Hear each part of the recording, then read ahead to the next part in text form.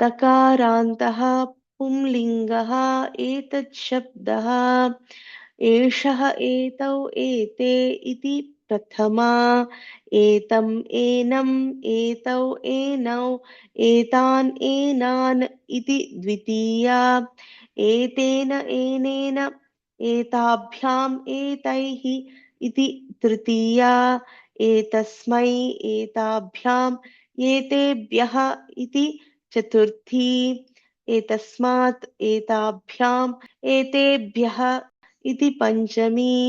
एतस्य एतयोः एनयोः एतेषाम् इति षष्ठी एतस्मिन् एतयोः एनयोः एतेषु इति सप्तमी दकारान्तः नपुंसकलिङ्गः एतत् शब्दः